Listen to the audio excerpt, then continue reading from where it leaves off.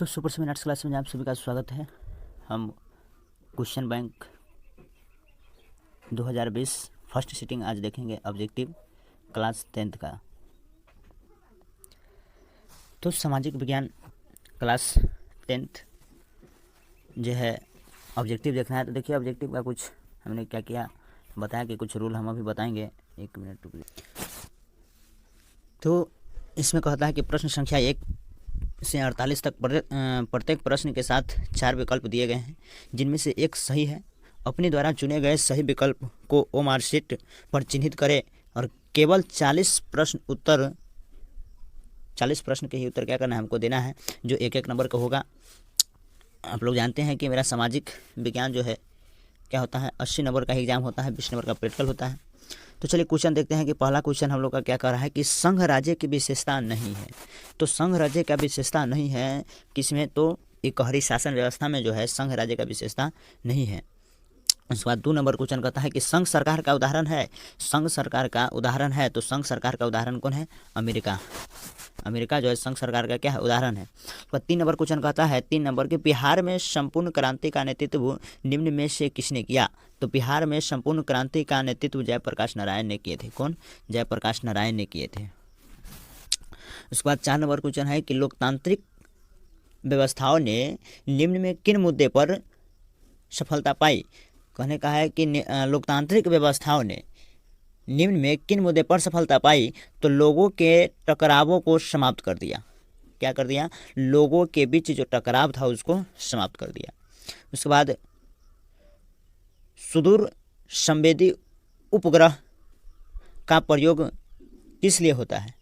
तो संसाधनों की खोज के लिए जो है, संसाधनों की खोज के लिए सुदूर संवेदी उपग्रह का प्रयोग किया जाता है। उसका 6 नंबर क्वेश्चन कहता है कि निम्न में कौन भूकंप का सर्वाधिक संवेदनशील नगर है। निम्न में कौन भूकंप का सर्वाधिक संवेदनशील नगर है। तो देहरादून जो है, देहरादून यह भूकंप का सर्वाधिक संवेदनशील जगह नगर है। 7 नंबर है कि निम्न में से किसे पिछड़ा राज्य कहा जाता है। तो बिहार जो है, इस सभी में से बिहार क्या है, पिछड़ा राज्य है। भारत में वित्तीय वर्ष कहा जाता है। तो भारत में वित्तीय वर्ष जो है 1 अप्रैल से लेकर 31 मार्च तक होता है, 1 अप्रैल से 31 मार्च तक। उसके बाद 9 नंबर काउंट काबूर को विक्टर एमुनियल ने किस पद पर नियुक्त किया। तो प्रधानमंत्री के पद पर क्या किया, काउंट काबूर ने विक्टर एमुनियल को पद पर बैठाया था। प्रधानमंत्री के पद पर क्या किए थे, बैठाए थे। 10 नंबर क्वेश्चन है कि रक्त एवं लौह की नीति का अवलंबन किसने किया।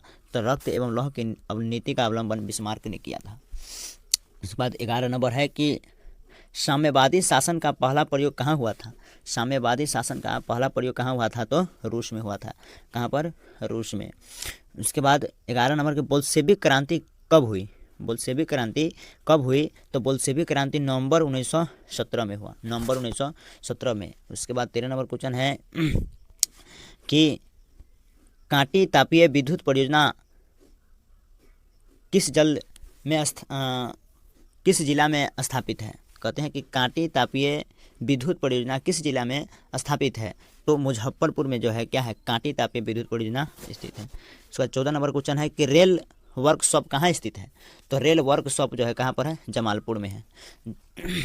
उसके बाद 15 नंबर क्वेश्चन कि सुनामी का प्रमुख कारण क्या है। समुद्र में भूकंप का आना, समुद्र में भूकंप का आना क्या है, सुनामी का प्रमुख कारण है। उसके बाद है सुखाड़ क्या है। तो सुखाड़ एक क्या है, प्राकृतिक आपदा है। सुखाड़ एक प्राकृतिक आपदा है। उसके बाद 17 नंबर क्वेश्चन है कि पंजाब में भूमि नवीनीकरण का मुख्य कारण क्या है। पंजाब में भूमि नवीनीकरण का मुख्य कारण है अधिक सिंचाई। पंजाब में क्या होता है, सिंचाई, खेती बहुत ज़्यादा होता है। उसके बाद मानव शरीर में जल की मात्रा होती है। तो हमारे मानव के शरीर में जो 65% जल की मात्रा होती है। आगे देखिए सवाल नंबर 19,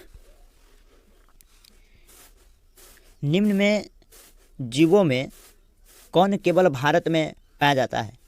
मतलब ऐसा कौन जीव है जो सिर्फ भारत में ही पाया जाता है। तो डॉल्फिन जो है सिर्फ क्या है, भारत में पाया जाता है। उसके बाद 20 नंबर क्वेश्चन है कि सीमेंट उद्योग का प्रमुख कच्चा माल है। तो सीमेंट उद्योग का प्रमुख कच्चा माल चूना पत्थर है, चूना पत्थर है।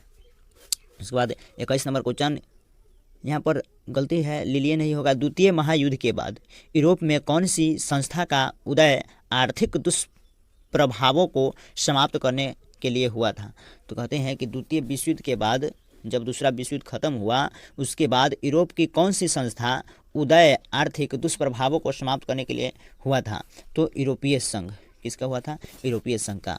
उसके बाद किसने कहा मुद्रा ईश्वर की दी हुई महानतम देन है, सबसे बड़ा तोहफा है? तो मार्टिन लूथर जो थे, इन्होंने कहा था कि ईश्वर का दिया हुआ मुद्रा जो है सबसे महानतम देन है, सबसे बड़ा तोहफा है।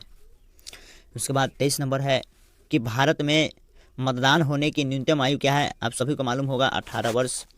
उसके बाद 24 नंबर में भारत में किस प्रकार की शासन प्रणाली है? तो भारत में है अभी क्या है? संघीय और संसदीय शासन प्रणाली है। इसके बाद भूस्खलन है।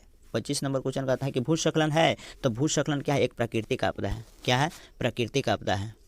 महासागर तल के कंपन का परिणाम है। कहते हैं कि महासागर में जो तल में, महासागर के तल में